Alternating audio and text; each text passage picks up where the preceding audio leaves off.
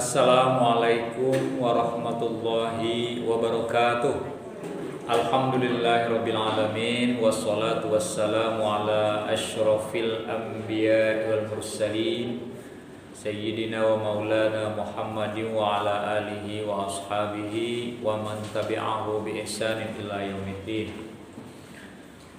Puji syukur kita aturkan kehadiran Allah Subhanahu wa taala atas limpahan rahmat dan karunia-Nya kepada kita bersama, sehingga pada sore ini kita telah dapat memulai kajian Selasa sore, keutamaan zikir kepada Allah, ya. Nah, kalau kita bicara tentang zikir, ibu-ibu tentu sudah tahu apa zikir. Zikir artinya mengingat. Zikrullah itu bahasa Arab, artinya ingat kepada Allah. Nah, kenapa harus kita ingat kepada Allah? Ya, karena banyak orang diingatkan oleh tetangganya, saudaranya, orang tuanya, atau anaknya, Pak, Bu, eling gitu. Eling itu maksudnya itu zikir, ingat. Usia wis tua gitu kan, mbok ke masjid gitu. Kan ada orang udah tua nggak pernah ke masjid gitu loh, gitu. Selalu orang itu ingat Allah, ingat mati, ya. Kalau orang ingat mati, mestinya dia ingat harus membawa bekal.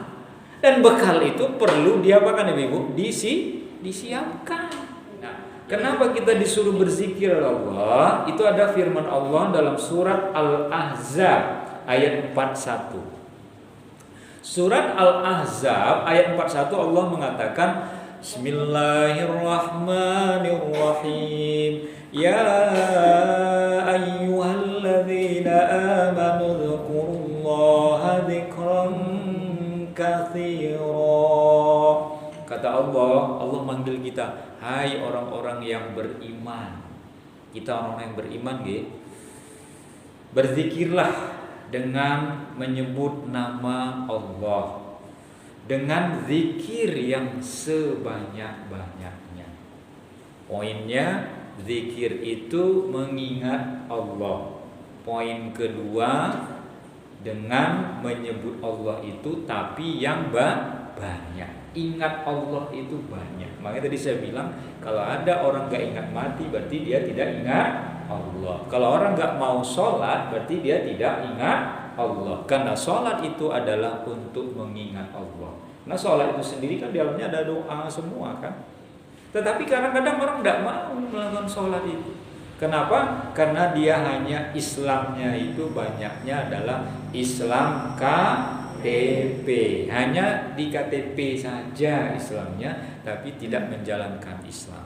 Nah, mari kita sekarang itu mengingat Allah dengan ibadah, tentunya dengan sebanyak-banyaknya, dan dengan ingat kepada Allah itu kita akan ingat apa kewajiban-kewajiban kita kepada Allah. Ingat Allah itu ya dengan berzikir. Makanya kalau di jalan, ibu-ibu, kita misalnya di dalam mobil, kita di dalam kereta api, kita di pesawat, kan banyak tuh orang komat kamit, itu sebenarnya orang itu sedang berzikir. Ya, berzikirnya dengan membaca subhanallah bihamdi, subhanallahil azim, atau subhanallah walhamdulillah wala ilaha illallah wallahu akbar. Silakan pakai yang mana aja. Yang penting kalimat-kalimat yang memuji Allah. Ya. Nah, zikir itu diperbanyak. Jadi kalau hati kita itu ingat kepada Allah, itu nanti akan saya jelaskan ada manfaat zikir itu. Karena tidak semata-mata Allah berzikir kalian, apa manfaatnya? Pasti ada. Allah menyuruh kita berzikir itu bukan tanpa ada manfaat. Ada manfaatnya, ya. Kalau kita misalnya mengingat Allah itu sering, ya, kita akan diingat juga oleh Allah. Tapi sebaliknya kita nggak pernah ingat Allah, nggak eling gitu ya, berbuat dosa nggak pernah sadar, nggak pernah tahu diri, maka orang-orang yang seperti inilah orang-orang yang jauh dari mengingat Allah. Nah, karena itulah di dalam Al-Quran juga Allah mengatakan kepada kita dalam ayatnya, Bismillahirrahmanirrahim. Fadhkuruni udhkurkum washkuruli wala takfurun. Kata Allah, berzikirlah, ingatlah kamu kepadaku, kata Allah, niscaya aku akan ingat pula kepada kamu. Jadi kalau kita ingat Allah, Allah pasti ingat kita. Kalau Allah ingat kita, artinya apa yang kita pinta akan Allah berikan. Apa keutamaan zikir itu, ibu-ibu? Ada 4 keutamaan zikir pada Allah, itu ada 4 keutamaannya. Yang pertama adalah memberi ketentraman hati. Jadi kalau kita itu berzikir kepada Allah, insya Allah hati kita itu akan tentram, ya. Kalau kita setelah mengingat Allah itu di jalan itu, ya, ketika misalnya perjalanan jauh, saya belum berzikir hari ini, saya berzikir.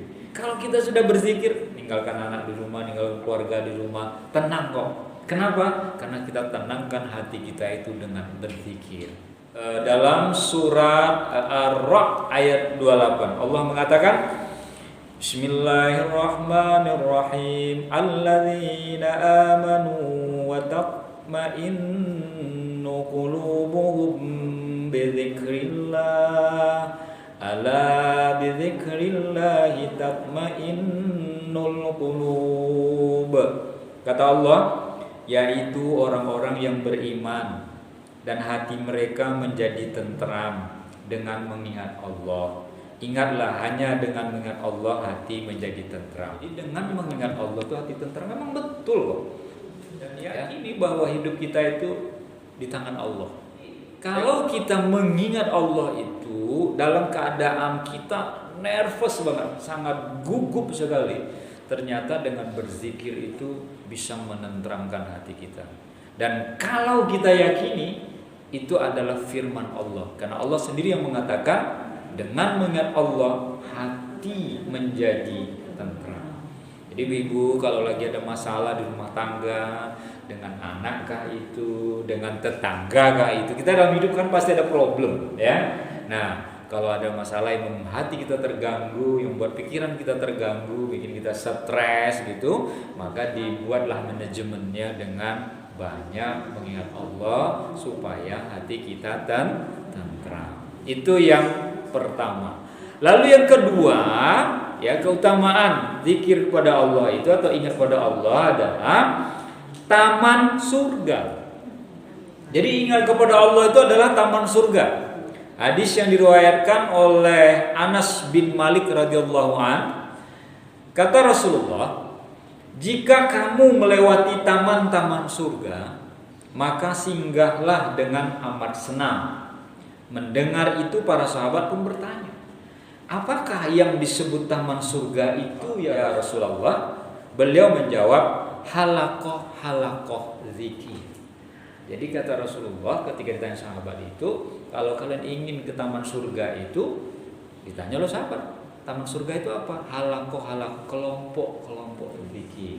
Jadi kalau kita bersama-sama berzikir, bersama-sama mengingat Allah, bersama-sama kita sholat berjamaah, bersama-sama kita berdoa, lalu ingat kita Allah itu, nah itu sesungguhnya adalah taman surga. Taman surga ya seperti Kanjeng Nabi katakan, bahwa taman surga itu adalah kelompok-kelompok orang, halakoh orang yang di dalamnya itu kelompok-kelompok, grup-grup pengajian yang di dalamnya ada orang yang banyak berzikir kepada Allah. Ternyata orang yang berzikir kepada Allah itu yang kelompoknya adalah orang-orang soleh dan solehah, itu diibaratkan oleh Rasulullah dengan taman surga. Itu yang kedua keutamaannya. Lalu yang ketiga adalah dikelilingi rahmat. Orang-orang yang berzikir itu orang-orang yang dikelilingi rahmat. Rahmat itu apa? Kasih sayangnya Allah.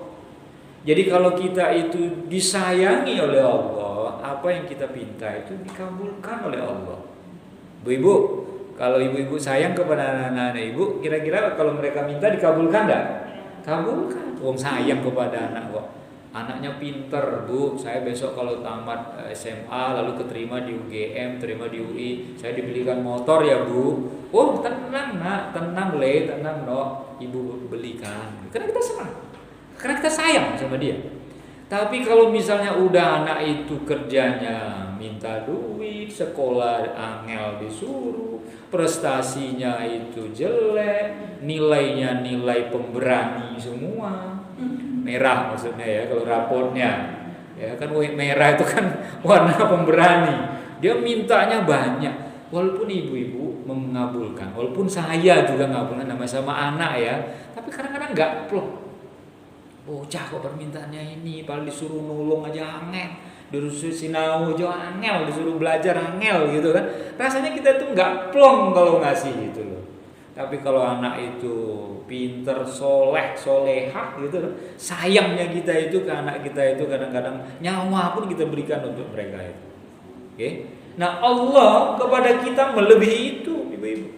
Kalau Allah sayang kepada kita, tentu apa yang kita pinta dikabulkan. Cuma harus diingat, apa yang kita pinta itu kadang Allah itu ngabulkannya nggak sehari itu. Kadang kita mikir, kok saya minta ini kok Allah nggak ngabulkan. Kapan? Kan gitu toh? Allah itu biasanya mengabulkan tidak saat itu. Kalau tidak sekarang, berarti nanti selagi kita masih hidup di dunia. Kalau tidak di dunia, berarti nanti lagi, yaitu di akhirat. Gitu loh ibu ya. Itu harus kita yakini itu. Dan Allah kadang memberikan kepada kita bukan apa yang kita mau, tetapi Allah biasanya memberikan apa yang kita butuhkan. Dan biasanya Allah memberikan bukan saat itu, tetapi Allah memberikannya di saat yang tepat. Nah itu yang kadang-kadang kita sadari. Makanya kita tuh butuh ngaji. Jadi butuh ilmu-ilmu seperti itu. Butuh kita halakoh seperti itu. Kan banyak orang, kok saya minta apa-apa gak dikabulkan Gusti Allah. Orang-orang tuh gak doa kok dikabulkan Gusti Allah. Gitu kan.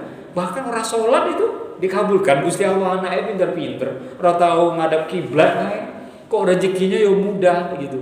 Kita gak usah meri. Karena Allah nanti akan memberikan pada waktu yang tepat untuk kita, atau Allah nanti memberikan sesuai dengan yang kita butuhkan, bukan apa yang kita mau. Kata Rasulullah, tidaklah sekelompok orang yang berzikir mengingat Allah kecuali para malaikat mengelilinginya. Mereka diliputi rahmat Allah, turun ketenangan kepada mereka, dan mereka dibanggakan Allah di hadapan para malaikat yang ada di sisinya. Jadi kalau kita yang banyak berzikir itu ibu-ibu, kita itu ternyata dikelilingi oleh malaikat, ya, malaikat yang selalu mendoakan kita. Akhir yang keempat, dilancarkan rezekinya. Ini yang kita harap. Jadi orang-orang yang melakukan zikir kepada Allah, insya Allah rezekinya itu lancar. Apa firman Allah yang mengatakan terkait dengan itu? Dalam surat Al-Jumu'ah ayat 10 Allah mengatakan, Bismillahirrahmanirrahim. Fa idza qudiyatis salatu fantashiru fil ardh wabtaghu min fadlillahi wa dzkurullaha katsiran la'allakum tuflihun. Kata Allah berfirman, apabila telah ditunaikan sembahyang atau sholat, maka bertebarlah kamu di muka bumi ini dan carilah karunia Allah, dan ingatlah Allah banyak-banyak supaya kamu beruntung. Nah, apabila ditunaikan itu sholat itu tadi isinya salah satu apa ibu-ibu?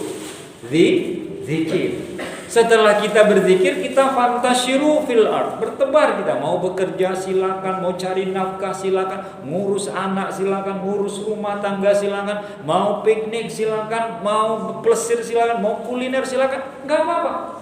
Kalau kita sudah melaksanakan perintah Allah, kalau kita sudah ingat kepada Allah. Apa kata Allah di akhir ayat tadi? Dan ingatlah Allah banyak-banyak. Maksudnya banyak mengingat Allah. Supaya apa? Supaya kita beruntung.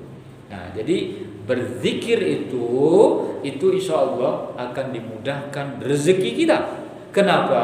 Karena orang-orang yang mudah rezekinya itu adalah orang-orang yang beruntung. Jadi ibu kita harus meyakini itu. Kenapa? Karena banyak kadang-kadang orang disuruh mencari rezeki tapi tidak ingat kepada Allah. Memang dia dapat rezeki, tetapi rezekinya itu tidak ada berkah. Ya, kenapa? Karena tidak dilakukan dengan beribadah kepada Allah. Dan orang-orang yang mencari rezeki tidak lakukan dengan cara yang benar, biasa dengan cara yang salah. Ada orang yang mencari uang itu dengan tipu-tipu. Betapa banyak tuh ibu-ibu ya, orang-orang pejabatkah itu, tokoh publikkah itu, tersandung karena kasus korupsi ya. Nah, ini di Jogja kita dapat lagi kasus itu gitu ya. Ibu sudah baca itu di berita ya. Ya sebenarnya kita ya kasihan gitu ya. Ya kalau seorang pejabat itu kan gajinya itu penghasilannya udah besar ibu ya. Tapi ternyata godaan untuk mencari cara yang salah itu ternyata banyak dilakukan orang. Sehingga cara-cara yang salah itu akhirnya berujung dengan ya hotel prodeo gitu, penjara. Kadang-kadang ya bukan hanya yang bersangkutan yang malu ibu, tapi juga keluarga, istrinya, anak-anak itu bapakmu tuh ditangkap KPK, apa yang nggak malu ibu? Tangan diborgol tadi ya, dihormati orang, dipuji orang, disanjung-sanjung kalau datang, oh tuh Pak pejabat itu. Nah sekarang hanya berani menunduk ke bawah karena melakukan itu. Maka kalau mencari rezeki itu carilah rezeki yang halal. Dan caranya dengan cara yang benar.